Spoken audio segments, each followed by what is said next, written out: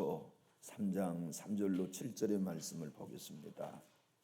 신약성경 349면 349페이지 디도서 3장 3절로 7절입니다.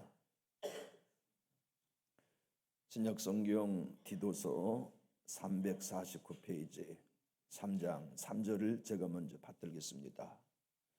우리도 전에는 어리석은 자요 순종하지 아닌 자요 속은 자요 여러 가지 정욕과 행락의 종 노릇한 자요 악독과 투기를 일삼는 자요 가증한 자요 피차 미워한 자였으나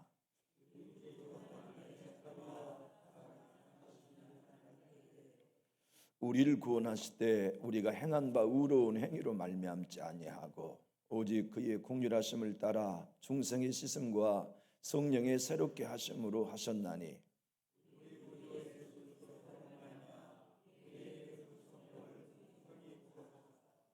우리로 그의 은혜를 힘입어 의롭다 하심을 얻어 영생의 소망을 따라 상속자가 되게 하려 하심이라. 아멘.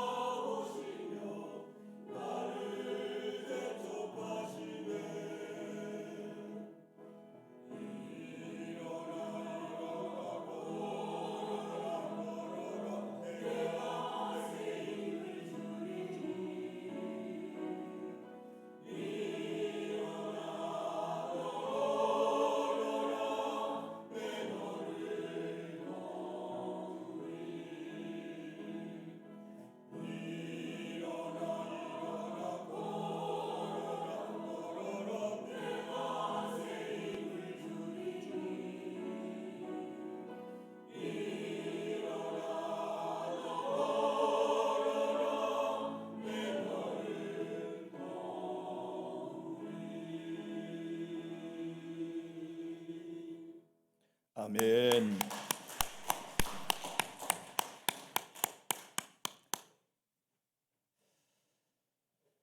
사도 바울은 독신으로 일생을 살았어요. 결혼하지 않았잖아요. 그런데 아들들이 있었어요. 믿음으로 낳은 아들들이었는데 디모데, 디도가 그런 사람이었어요. 디도는 여러분이 잘 아시는 것처럼 공경하다, 존중하다 하는 이름의 뜻을 가졌어요. 그런데 이 디도가 사도 바울의 목회지를 이어받아 목회하게 되었어요. 근데 목회의 경험이 없어요. 어떻게 설교해야 할지, 교회 일꾼은 어떤 조건으로 세워야 할지, 그럴 땐 이단이 교회 안에 물들어올 때 어떻게 정리하고 치리해야 할지 등 많은 것들은 너무나 생소했고 경험이 부족했죠. 그래서 디도에게 목회는 이렇게 하라고 목회 소신으로 오늘 본문 성경 디도서를 보내게 되었어요. 디도서 1장 4절은 이렇게 표현합니다. 같은 믿음을 따라 나의 참 아들 된 디모데에게 편지하노니. 그래서 디도는 바울이 믿음으로 난 참 아들이었어요. 무엇보다도 같은 믿음을 가졌죠. 예수님을 믿고 신앙하는 가정도 같은 믿음을 갖는 게 매우 중요하고, 교회도 역시 같은 믿음을 갖는 것은 매우 중요한 부분입니다. 믿음이 같아야 역사가 일어나고 평안을 이룰 수 있고 주님의 증거를 볼 수 있지 않았겠습니까? 그래서 그레데 섬에 1장 5절을 보면 디도를 떼어놓고 이제부터 네가 이 교회의 목사가 되라, 이 교회의 설교를 해라, 이 교회의 사역을 해라. 근데 네 사역과 설교는 이것이 중심이 되게 하라 하고 가르쳐준 내용이 1장 1절로 2절 상반절입니다. 우리 한번 읽어보실까요? 하나님의 종이요 예수 그리스도의 사도인 나 바울이 사도된 것은 하나님이 택하신 자들의 믿음과 경건함에 속한 진리의 지식과 영생의 소망을 위함이라. 여러분은 지금 한국교회가 침몰하고 있는 타이타닉호와 같다 모두가 느끼고 계실 거예요. 어느 교회나 할 것 없이 인구의 감소로 인하여 교육부서는 사라져가고 있고, 1000명이 모이는 교회 주일학교 학생이 10명 이하로 모이는 교회가 대반인 현실을 보고 있어요. 어느 교회나 젊은이들을 보기는 어렵고 연로하신 성도들이 교회를 여전히 무겁게 짊어지고 있는 형국을 우리는 보고 있어요. 이런 한국교회의 현실을 보면서 목회자라면 위기의식을 가져야 마땅하고, 깨어있는 그리스도인이라면 우리가 이 위기와 함께 무엇을 배워야 할지에 대한 성경적 원리를 돌아가는 것은 매우 중요한 일일 거예요. 여러분이 생각할 때 이 위기 가운데 한국교회는 어떻게 해야 출구를 찾을 수 있다고 생각하십니까? 여러분들이 느끼기에 한국교회는 무엇이 바르게 서야 교회가 교회될 수 있다고 고민하고 계십니까? 사도 바울은 디도에게 바로 위기에 처해 있는 교회의 출구는 요거다, 그것이 뭐냐면 설교다라고 말씀했어요. 교회가 새로워질 수 있는 출구도 설교요, 교회를 바르게 세울 수 있는 것도 설교뿐인데, 설교의 핵심이 뭐여야 되느냐? 하나님의 은혜여야 한다는 걸 말씀하고 있어요. 여러분, 하나님의 은혜는요 반드시 변화를 가져옵니다. 은혜는 힘이 있어요. 은혜는 능력이 있어요. 그래서 은혜 받으면 사람이 변해돼요. 은혜 받으면 생각이 변화되고 삶이 변화되고 말이 변화되죠. 은혜 받고 변화되지 않았다는 것은 은혜 안 받은 얘기예요. 은혜는 반드시 변화를 가져오기 때문이죠. 오늘 본문 3절과 7절을 한번 우리 화면을 보고 읽어볼까요?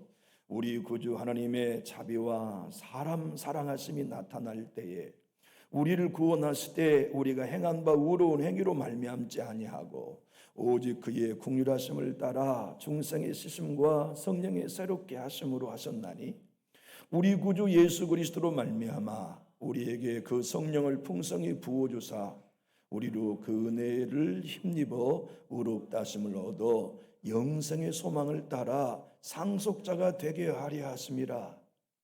디모데야, 네가 내 목회의 질을 이어받아 강단을 책임질 때 요거 설교해라.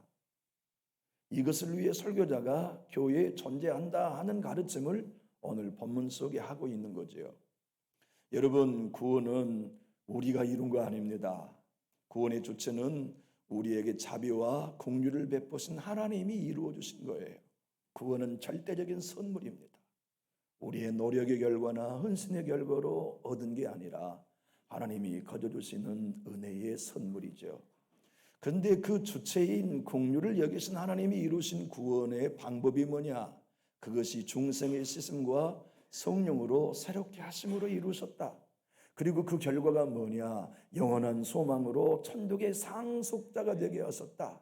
그런데 이 모든 구원의 주체이신 하나님이 구원의 방법과 결과를 이루는 토탈의 과정을 바울은 은혜다 이렇게 설명했습니다.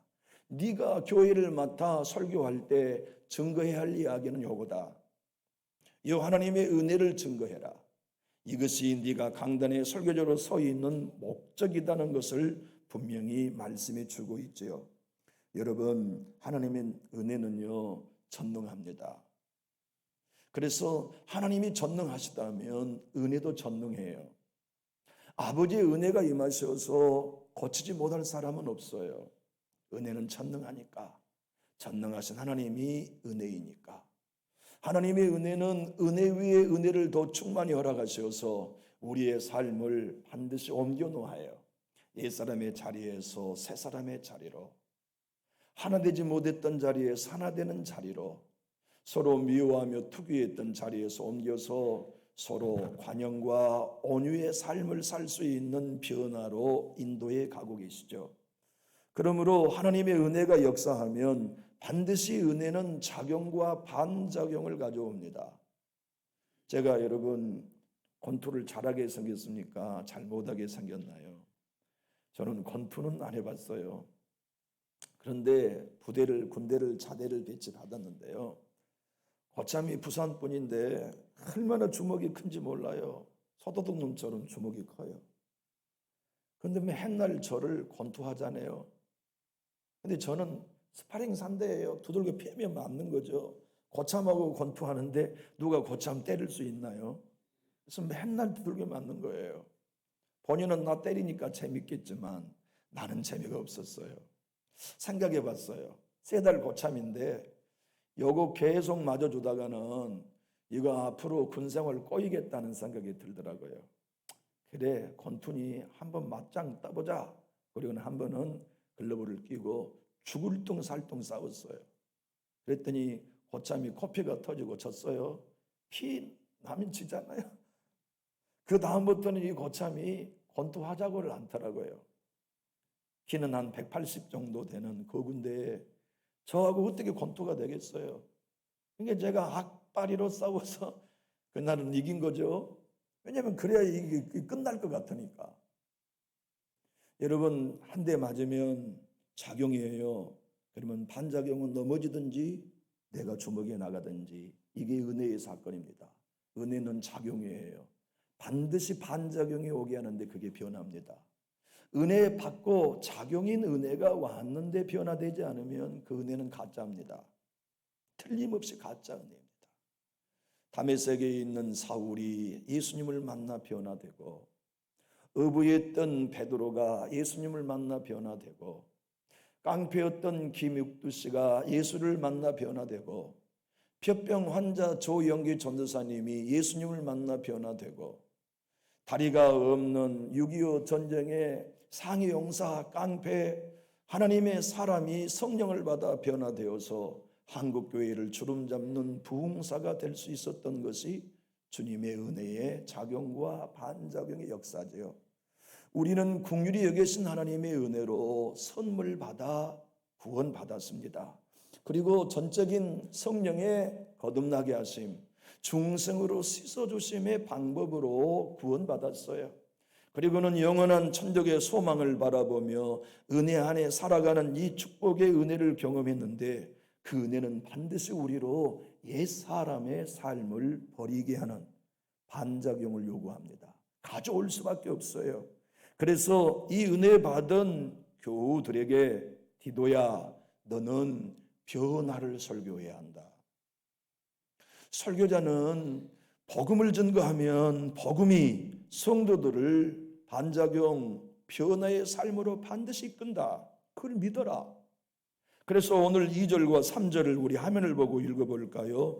아무도 비방하지 말며 다투지 말며 관용하며 범사의 온유함을 모든 사람에게 나타낼 것을 기억하게 하라.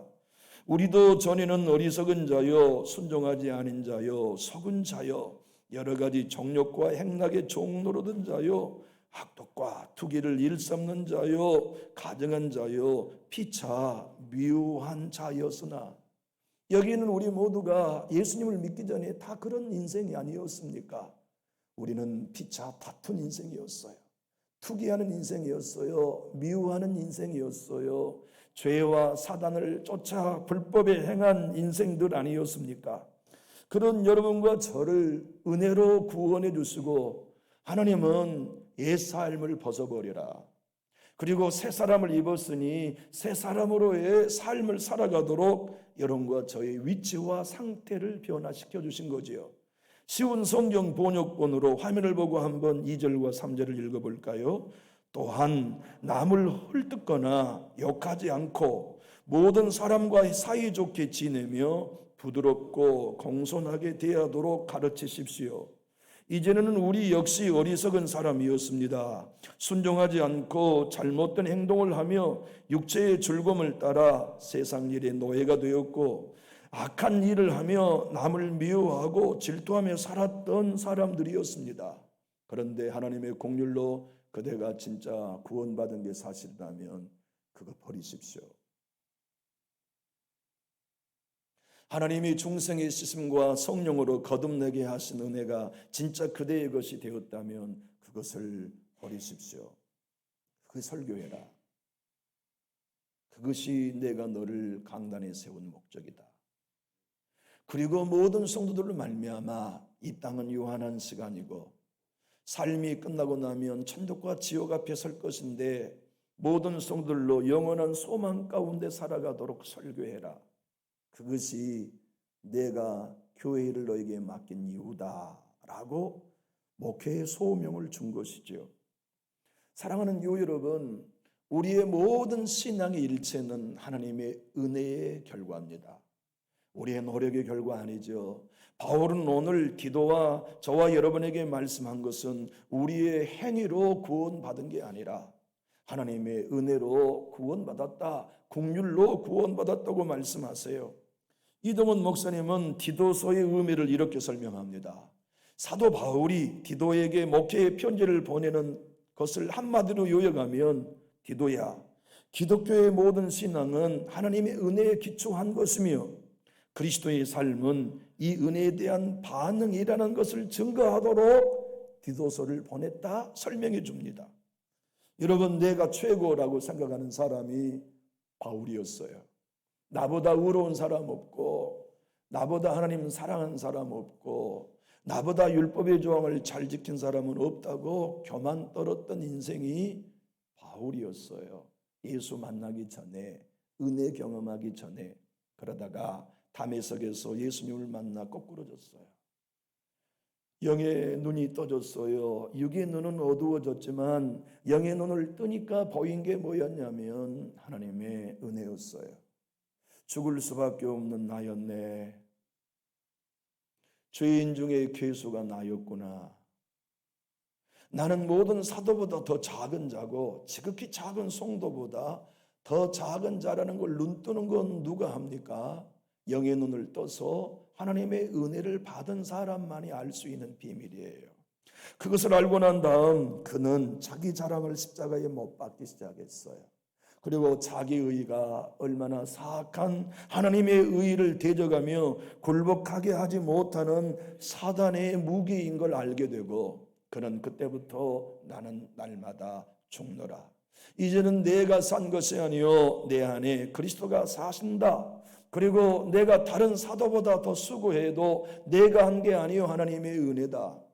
이제 나에게 주어진 수많은 문제와 갈등이 찾아올 때마다 나는 예수 믿기 전에 사람으로 반응하지 아니하고 변화된 새 사람으로 반응해야 되겠다는 것이 바울이 깨달은 은혜였고, 그 은혜를 일생 동안 증거했습니다. 그리고 디도에게도 네가 강단에 서서 설교하는 건 그것 전하는 거다. 사랑하는 교우 여러분, 우리는 지금 변화되고 있습니까? 우리는 예수 믿기 전과 분명히 변화되어서 우리의 언어 가운데는 투기가 없고 다툼이 없고 분쟁이 없는 정말 새 사람으로서의 삶이 여러분과 저의 삶을 지배하고 있습니까? 하나님의 은혜는 반드시 변화를 요구합니다. 변화를 가져다 줍니다.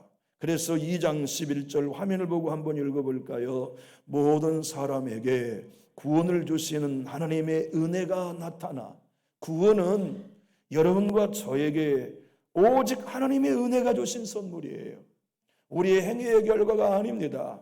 하나님의 은혜가 나타났기에 우리는 구원받았고, 하나님의 은혜가 나타났기에 변화될 수 있었어요. 생각해 보십시오. 내가 살아있는 게 하나님의 은혜 아닙니까? 여러분 그러지 않아요? 내가 어쩌다가 예수 믿고 있는 게 얼마나 큰 하나님의 은혜입니까? 내가 어쩌다가 하나님을 알고 영원한 천국을 값없이 선물로 받았다는 것 생각만 해봐도 얼마나 넘치는 은혜입니까? 죄와 사단의 종으로 살다가 불법과 진노의 자식으로 살다가 지옥 갈 수밖에 없는 인생인 나를 하나님의 은혜로 찾아와 주시고 건져 주시고 구원해 주시고 하늘나라의 상속권자로 삼아 주셨다는 이 사실을 알면, 이 은혜를 알면 우리는 기꺼이 옛사람의 자리를 도망갑니다. 미워하는 삶을 더 이상 살 수 없고, 다툼의 삶을 더 이상 머무를 수 없고, 시기하며 투기하는 내 자신을 용납할 수 없는 새 사람의 삶이 시작되지요.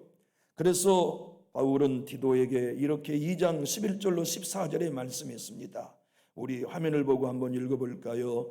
모든 사람에게 구원을 주시는 하나님의 은혜가 나타나 우리를 양육하시되 경건하자는 것과 이 세상 정욕을 다 버리고, 이것이 복음이 은혜가 하는 일입니다.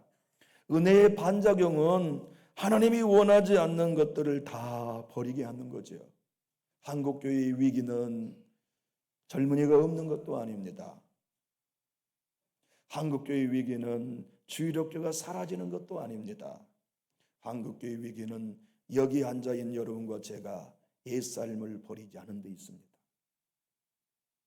우리가 옛사람을 버리면, 우리가 옛사람의 삶을 버리면 한국교회는 살아납니다. 우리가 교회를 세우지 않았듯이 하나님의 교회를 세우는 이도 하나님이 하세요.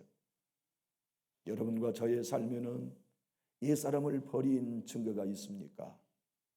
우리는 서로 만나 대화하는 가운데 정말 투기하지 않고 시기하지 않고 다투지 않고 우리의 모든 삶이 모든 사람의 관용과 온유를 대하는 새 사람의 방식이 실제화가 되었습니까? 그렇다면 여러분과 저의 삶은 반드시 하나님의 증거를 나타낼 거예요. 이동원 목사님은 한국교회의 위기는 디도서에서 발견한다고 말합니다. 그 위기가 뭐냐? 안 버린다. 여러분, 교회에 다니는 사람이 그리스도인이 아닙니다. 교회를 나와 예수를 믿고 옛사람을 버리고 새 사람으로 사는 사람이 그리스도인입니다.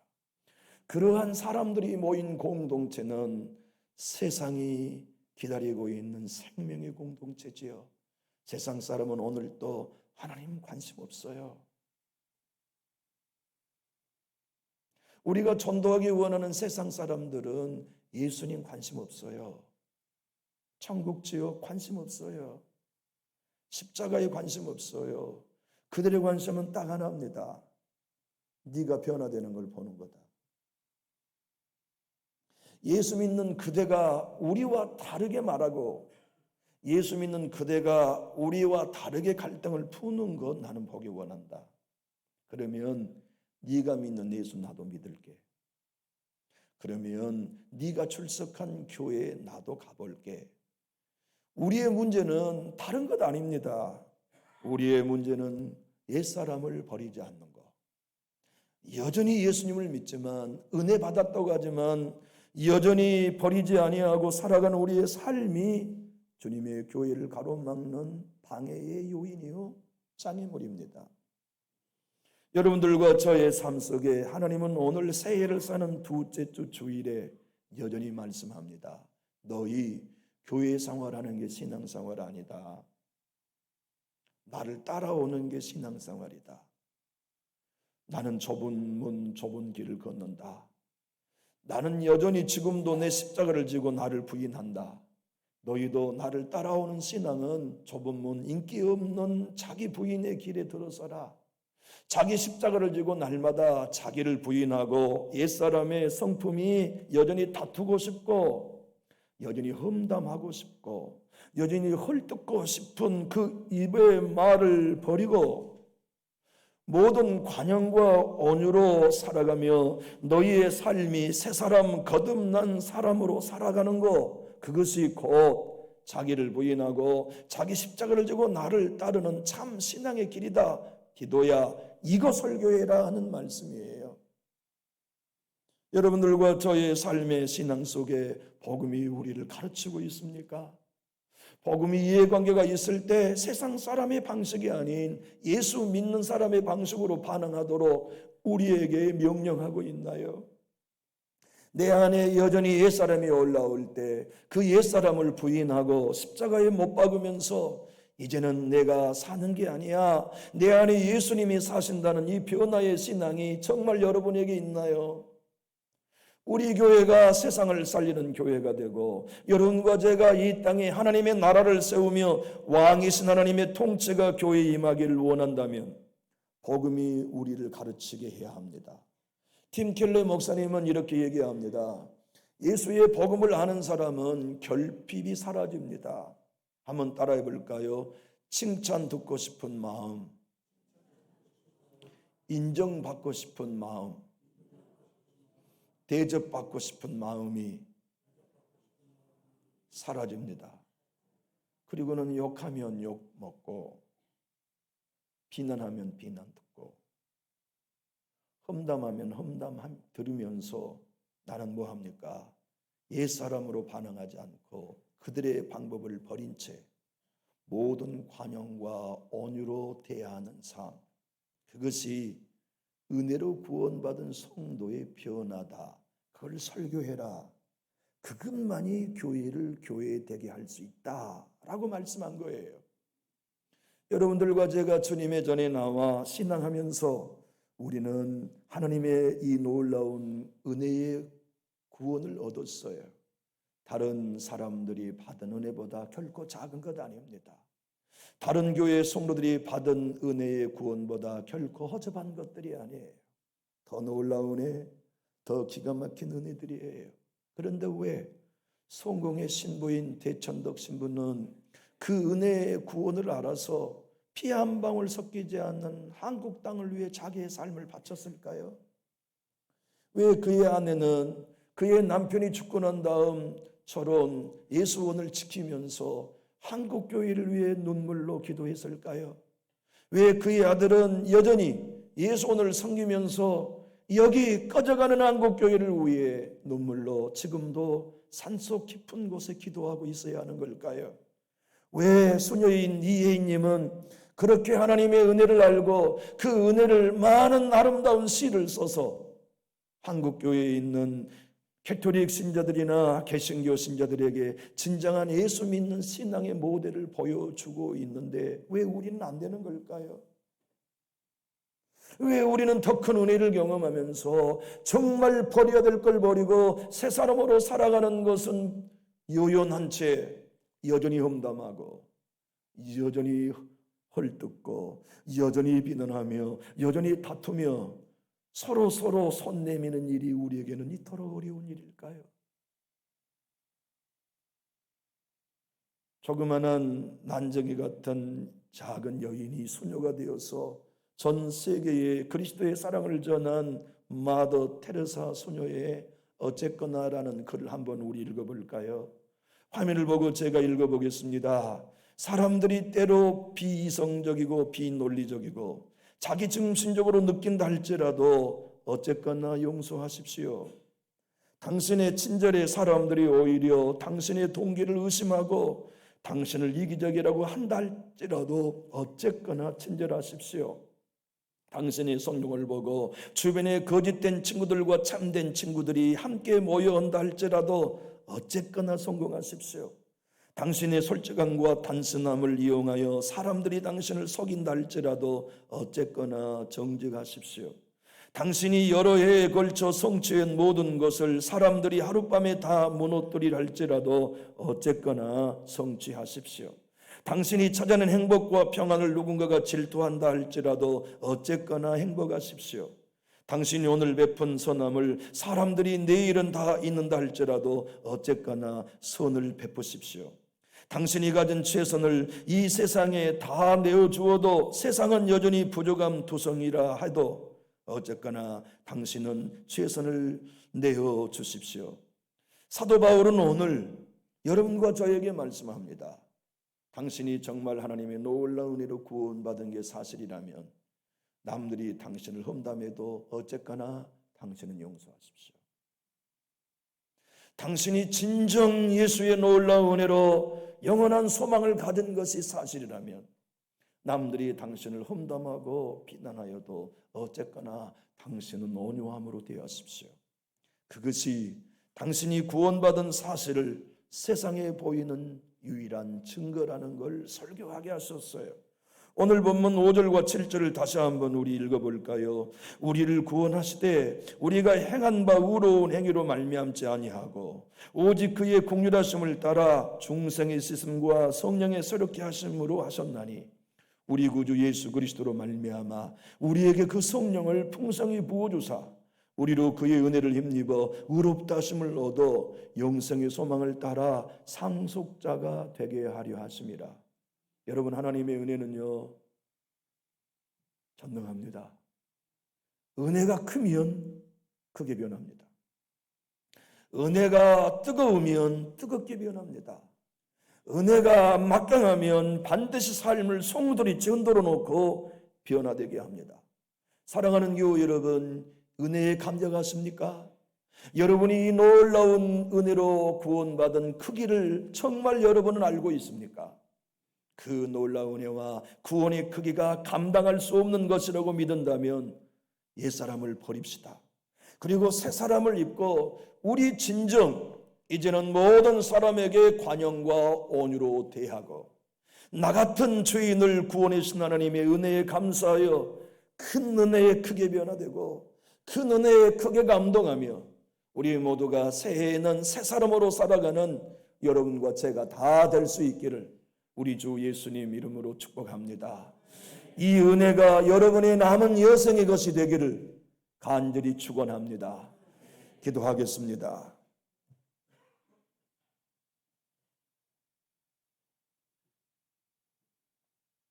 하나님 아버지, 세상이 보고 싶은